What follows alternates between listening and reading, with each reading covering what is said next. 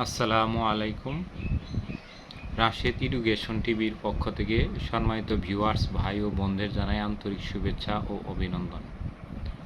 আজকের আলোচ্য বিষয় ষষ্ঠ গণবিজ্ঞপ্তিতে ট্রেড ইন্সট্রাক্টরদের 52 ও 53 নং ক্রমিকে আবেদন সংক্রান্ত জটিলতা নিরসন এবং সর্বশেষ আপডেট। আপনারা জানেন যে ইতিমধ্যে ষষ্ঠ গণবিজ্ঞপ্তি 2025 প্রকাশিত হয়েছে। তো এইবারই প্রথম 18তম শিক্ষক নিবন্ধনে ট্রেড ইন্সট্রাক্টরদের জন্য 52 নং ও 53 নং ক্রমিক এবং অনলাইন আবেদনে 42 ও 43 নং ক্রমিকে আলাদাভাবে আবেদন করার সুযোগ দেওয়া হয়েছে, অর্থাৎ সেকেন্ডারি অ্যান্ড হায়ার সেকেন্ডারি এবং ভোকেশনাল সেক্টরের জন্য আলাদাভাবে নিবন্ধন নেওয়া হয়েছে। তো জনমতে প্রশ্ন দেখা দিয়েছে কে কোথায় আবেদন করতে পারবে। তো আমি রাশেদ এডুকেশন টিভি ইউটিউব চ্যানেলে দীর্ঘদিন যাবৎ ভিডিও না দেওয়ার পরেও এটি যেহেতু আপনাদের জটিল সমস্যা দেখা দিয়েছে, সেই হিসেবে এই ভিডিওটি আপনারা দিলাম। তবে একটি বিষয় বলি যে আপনারা ভিডিওটি প্রথম থেকে শুরু করে শেষ পর্যন্ত দেখবেন, তাহলে আপনাদের সমস্যাগুলো সমাধান হবে ইনশাল্লাহ। আপনারা জানেন যে 2020 সালে 630টি এমপিওভুক্ত স্কুল এবং মাদ্রাসার ভিতরে 570টি স্কুল বা মাওসিভুক্ত স্কুল বা সেকেন্ডারি অ্যান্ড হায়ার সেকেন্ডারিভুক্ত স্কুল এবং আরও 70+ হলো আপনার দাখিল মাদ্রাসা, এই মিলে মোট 630টি স্কুল এবং মাদ্রাসায় এসএসসি ভোকেশনাল কোর্স নবম দশম শ্রেণী খোলা হয়েছিল এবং সেই সকল প্রতিষ্ঠানে 2টি করে ট্রেড খোলা রয়েছিল। সেসিভুক্ত যে 10টি ট্রেড, সেখান থেকে 2টি করে ট্রেড এবং প্রতি ট্রেডে একজন ট্রেড ইন্সট্রাক্টরের কথা বলা হয়েছে।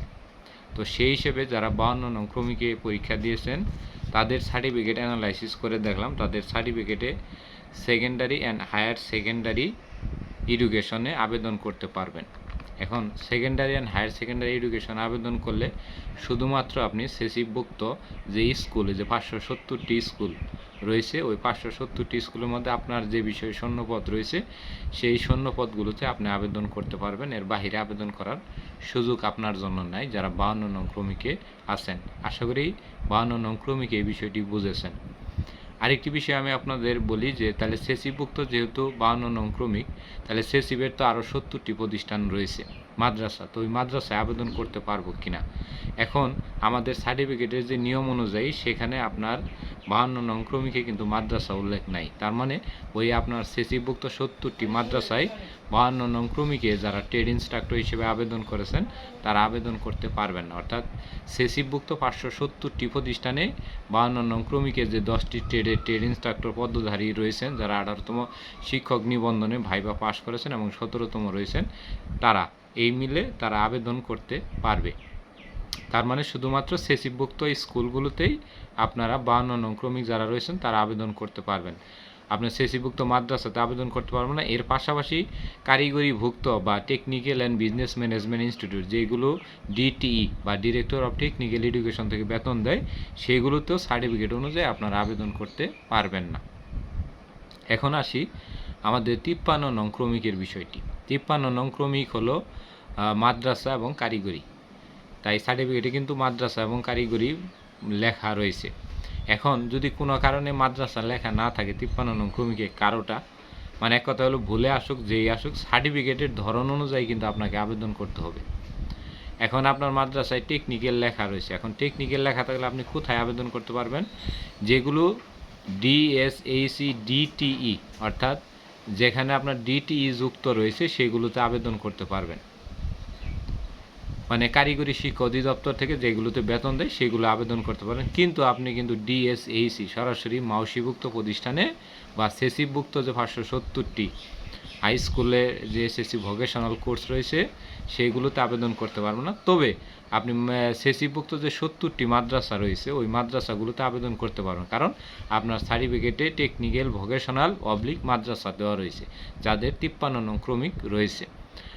তাহলে এখানে আমরা সহজ করে যে বিষয়টি বুঝলাম যে 52 নং ক্রমিক ভুক্তরা শুধুমাত্র 570টি যে প্রতিষ্ঠান রয়েছে যেগুলো হাই স্কুল বা আমরা বলি মাওসিভুক্ত যে হাই স্কুলগুলো ডিএসএইচি ভুক্ত, সেই প্রতিষ্ঠানগুলোতে আপনারা আবেদন করতে পারবেন।